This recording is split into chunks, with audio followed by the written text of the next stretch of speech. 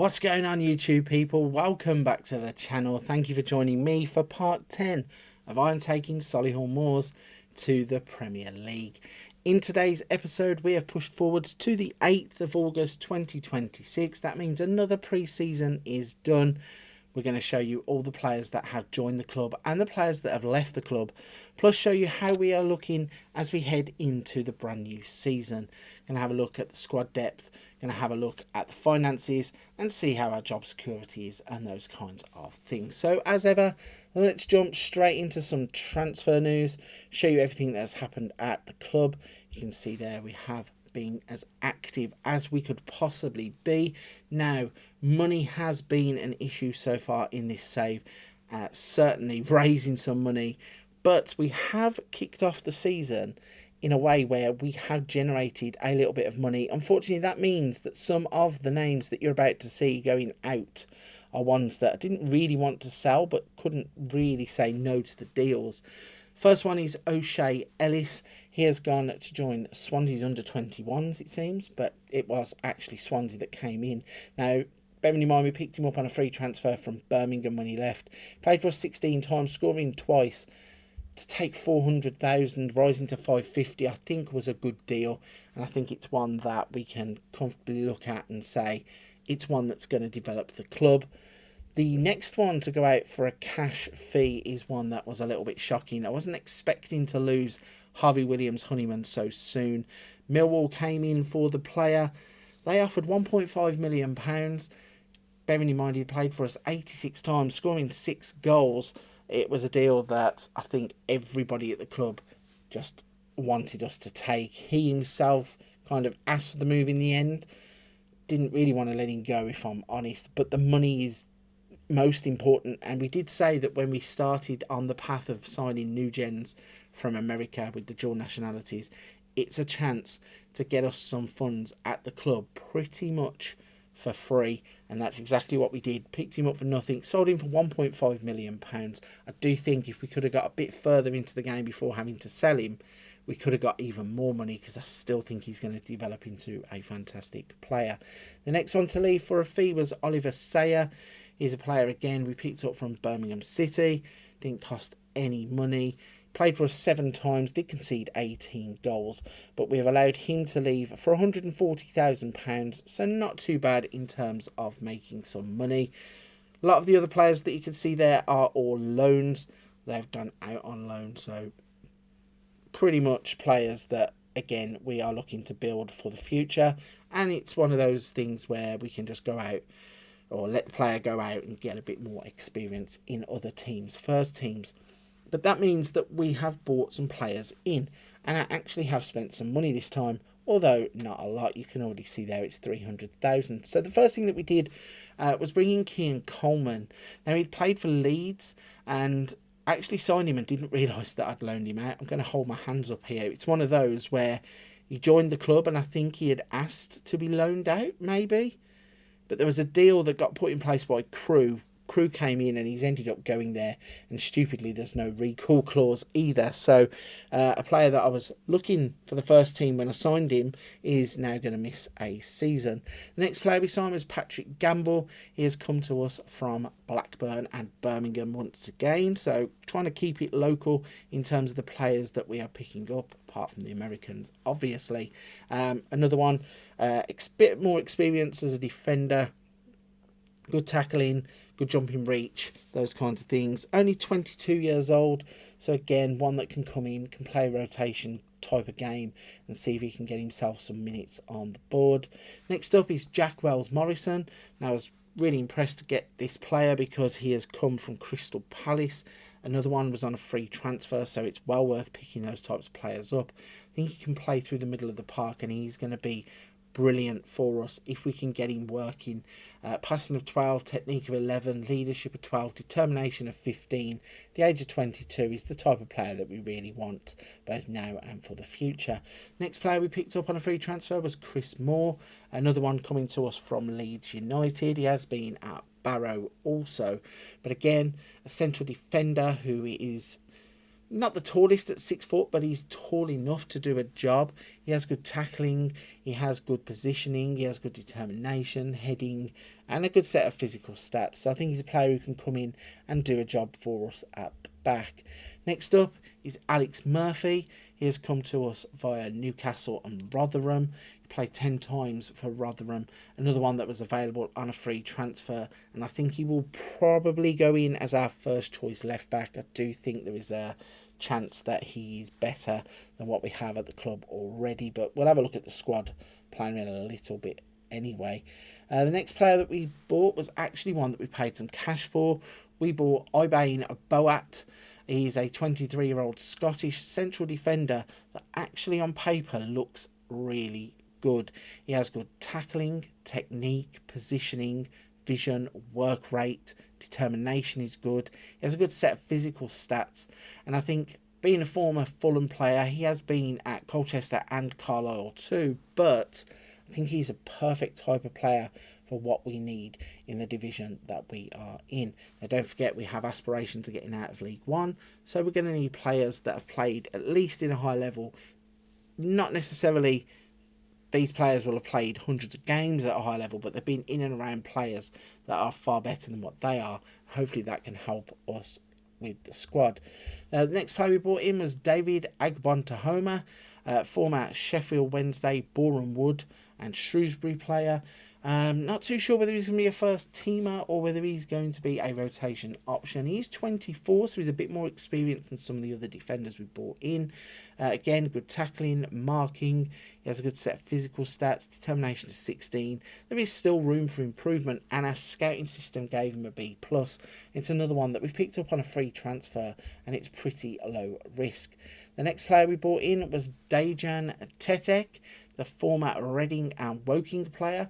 We actually paid cash for him. At the age of 23, I like his profile. He's a midfielder who can play as an out-and-out central midfielder or a defensive midfielder, so he gives us that option. Stats could be a little bit better, but I do think that there is room for progress, and he comes to us on £2,500, so he's not one of the biggest earners at the club, but he's earning enough to be a first-team starter.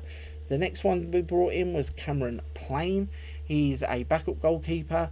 We have lost one going out, so this is one to just replace him. Another one that has played for a Premier League team in Bournemouth. Even though he didn't make first team appearances, he went out to Exeter, and he's basically just going to be a bench warmer anyway, so not too fussed about that. The next free transfer was Amadou Diallo, former West Ham, Mansfield, Newcastle, Harrogate player. This one is quite baffling. So his game is all about pace and acceleration, 14-16. Natural fitness is good. He has 1 for jumping reach, so not too sure he's going to be getting too many headers. He's 5'7", so that probably explains that. But dribbling of 12, finishing of 11, passing of 11, and then really has a weak set of technicals and mentals, apart from like decisions, determination, flair, leadership, off the ball, vision.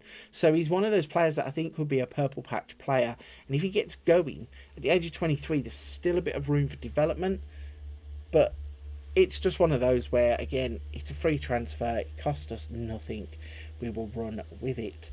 The next player that we brought in was Sol Bryn. He's going to be our first choice goalkeeper. Mr. Boot in goal is getting to the end of his contract. Doesn't really want to renew one as anything other than a star player at the club.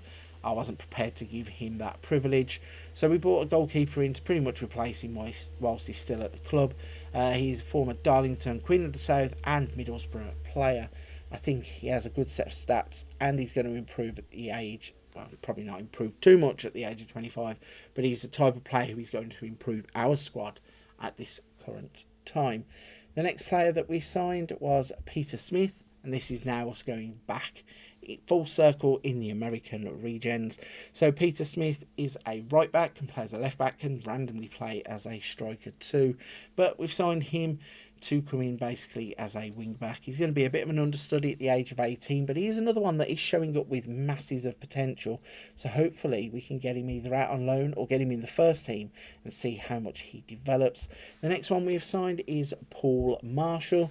He is a striker who comes to the club. He does have finishing of 9, pace of 5 and acceleration of 7, but I think there is a bit more to his game than meets the eye. He's 21, so he is a bit older in terms of these regens, and yeah, I think this one could be a bit of a punt, but I think it's a punt well worth taking.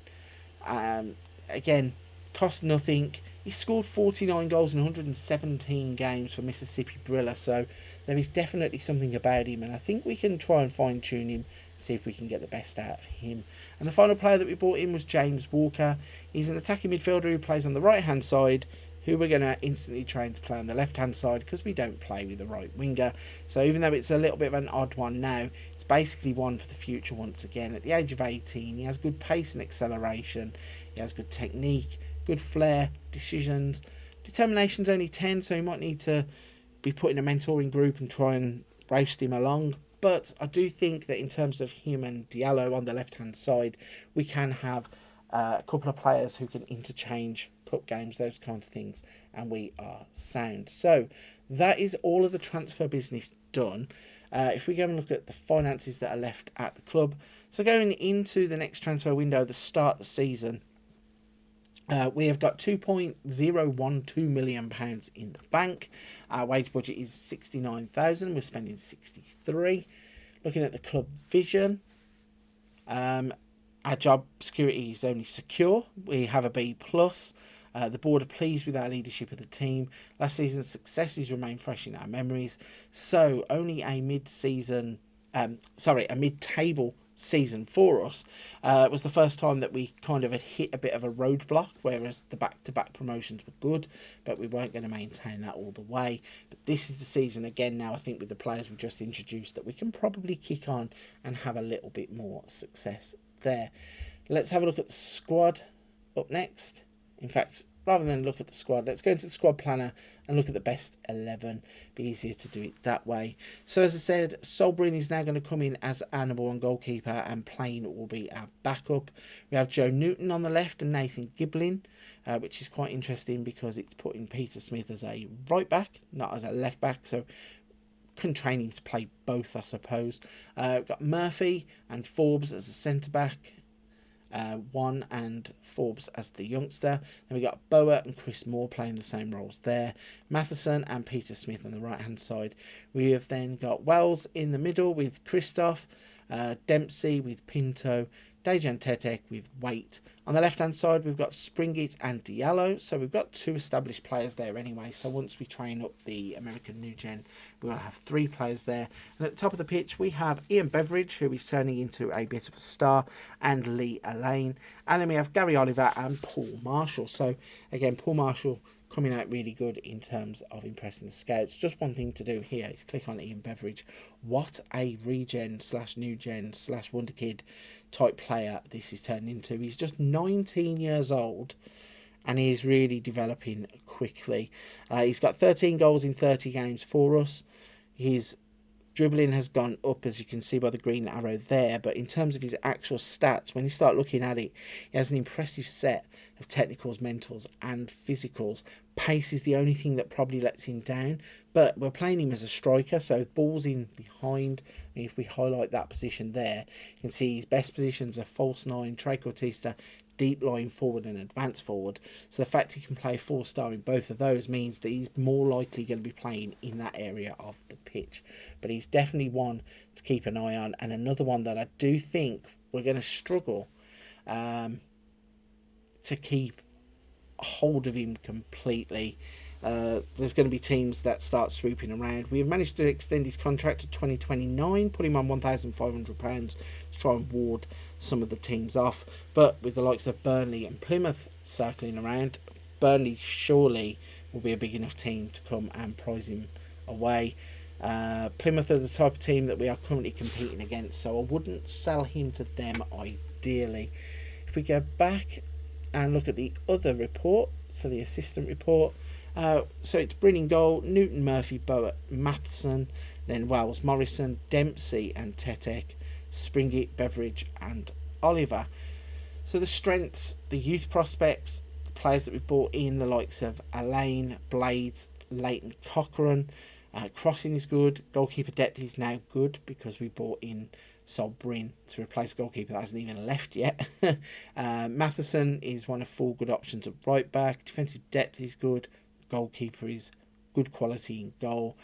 Defence, midfield, wage budget, handling and transfer budget. Some of the weaknesses, overall depth, something that obviously when you have no money you cannot buy players, and even when you start to get money you can't always attract the type of player that you want, and you really find yourself not wanting to spend £2 million on a player that's not really going to improve the entire team. But I'd rather bring in players that I think can lift the whole team in general. Work rate, passing, aggression, crossing, heading, long shots, communication, kicking, one-on-ones. So a few things there that it's saying basically the goalkeeping is good on the left, but on the right it's bad. So make of that what you will. We're never going to have a perfect report in terms of the goalkeeping. Crossing could be worked upon, but we only have one side delivering crosses, so Springett is mainly the man who will cross the ball into the box, so not too fussed about that. A few other things that we can pick up on there. So finally for this one, let's have a look at the schedule and show you that pre-season didn't go to plan at all. We started off with a 1-1 draw against Barnet.